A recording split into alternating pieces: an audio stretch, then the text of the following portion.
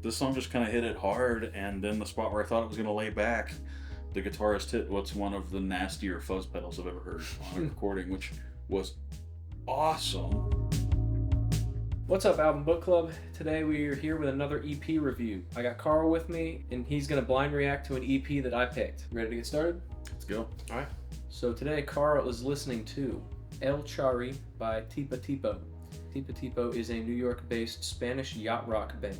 This is their only EP, and at the time of filming, they have a handful of singles and one album. So that track was called Voy por ella. Translates roughly to I Go for Her. Okay. What'd you think? You want a number? Yeah, we can start with numbers. I'd give it like an 8. I really liked it. Really solid groove underneath. You know, the guitar tone's really cool. There's some really cool key fills in there. Really solid vibe overall. I don't know, it tends to be a lot of the poppier stuff in a foreign language I tend to like more than English because the lyrics don't tend to get in the way. That could be some of it too. I give it a 9 out of 10 for being a song where I don't really know what they're saying because I only translated the title. This is like one of the chillest songs I've heard in a really long time. And it's not like the most complicated thing in the world, but the little keyboard solo at the end, I really liked that.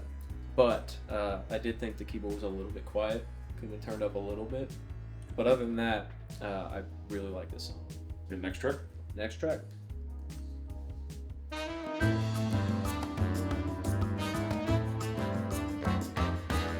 That song was called No Quiero Más de Ti, which translates to I Don't Want More of You.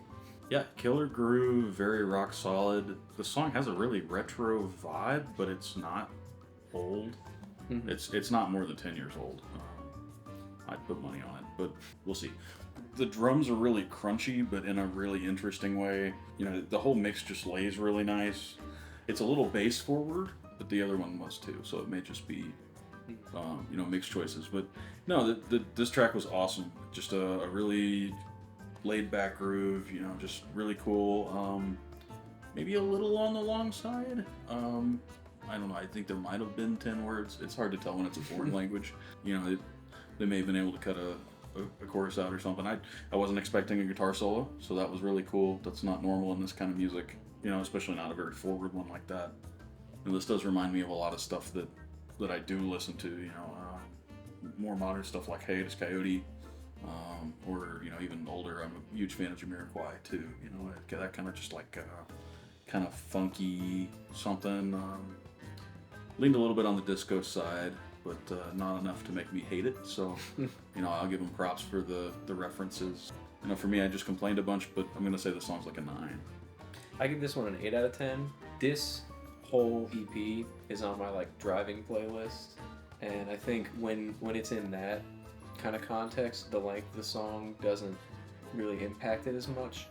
But yeah, I didn't have anything like crazy to note about this one, but just as a whole, the vibes on this are insane.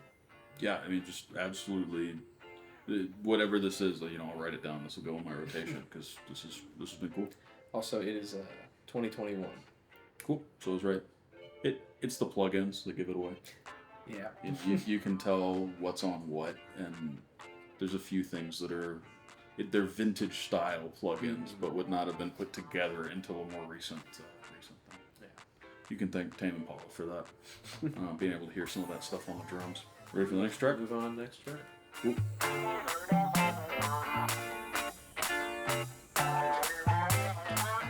Yeah, song title is Morir Bailando. Translates very roughly. I think it's like Dance to Death or something. That would make sense. Mm-hmm. That one was cool. That's been my favorite one so far. Yeah, that really fits the song, if that's what it translates to, because you know, as it first started, it's got this really like ostinato bass pattern, just this repetitive bass pattern that like the third or fourth time in, I was like, all right, I'm already getting kind of tired of this thing being all up in my face. And then they started layering stuff. You know, there's all the other parts are fairly simple. You know, we do have cool synth parts, we do have guitar solos filling in. At some point we get layered synth, but you know, there's a part where they're playing triangle. There's a vibra slap hit. You know, we've got 2 or 3 different clave patterns, which all sounded like they were played. I mean, they spent quite a bit of time layering all that stuff in there. Just really cool.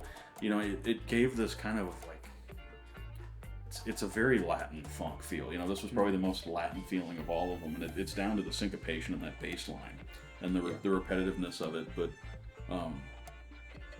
that was cool. You know, if the last one was a 9, this has got to be a 9.5. Could be more. I mean, that was really cool. That's definitely making it on a playlist. I gave this one an 8.5 out of 10. I really like this song too. Yes. Cool. I've been impressed so far. This has been good. Yeah. Is this the last one? No, there's 2 more. 2 more.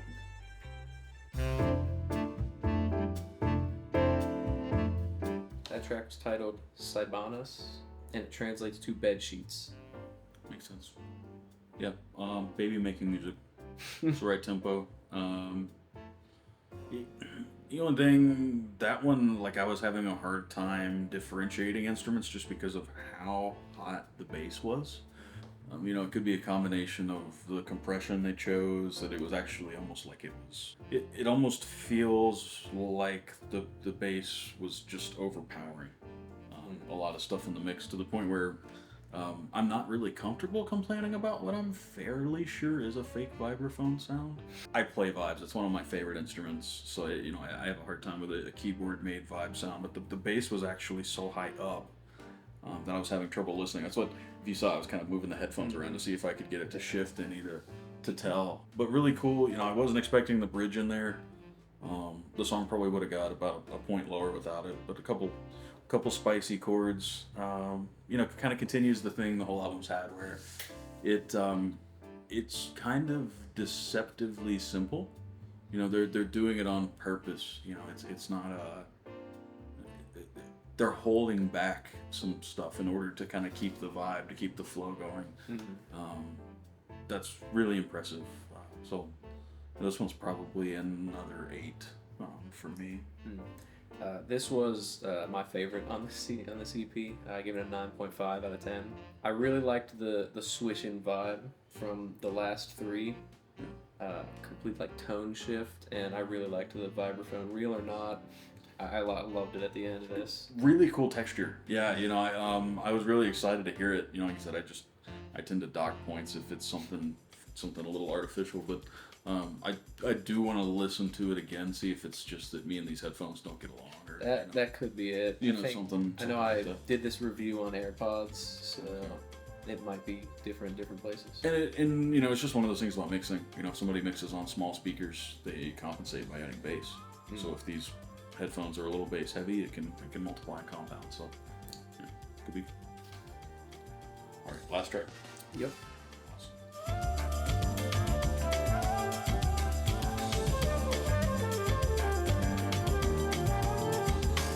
That was a really good way to end it. A lot of energy there. I'm gonna let you read it, and I'm gonna let it Google Translate later. Try to say that one. Llamada prohibida. Translates to Forbidden Call. I give this song a 7.5 out of 10. So was your least favorite? I don't know.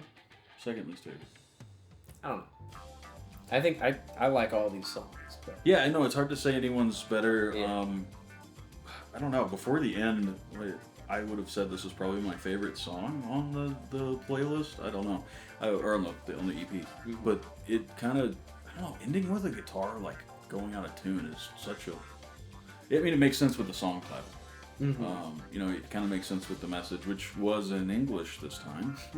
I think at least half the time. The choruses were, or parts, but that one was really interesting musically. And now I want to do some research into this band and find out where they are from exactly. Because I could tell you it was Central America or Latin America, but towards the top half. That comes from studying the percussion parts, but that's a very much more traditional kind of modernized drum part. So that was really cool. You know, it's probably my favorite groove of the whole album. I don't know, I guess I just expected it to go somewhere a little more. A lot of the other songs did have I guess a spot where there was some juxtaposition. You know, there was a chance to kind of catch up. This song just kind of hit it hard, and then the spot where I thought it was going to lay back, the guitarist hit what's one of the nastier fuzz pedals I've ever heard on a recording, which was awesome.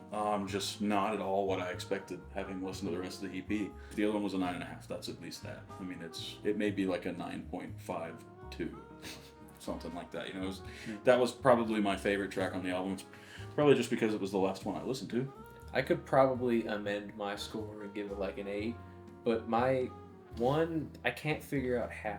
But this song feels way shorter than it is, and I don't understand how that is. And I wish I got to earlier when I listened to this. It's like, oh, I wish there was more. And then I looked. It's almost a 4-minute song. It's just that it never had that kind of development change. I was really impressed with the genre melding in there, because you know that was Latin in a way that I don't know that I've heard Latin done before, which is super impressive.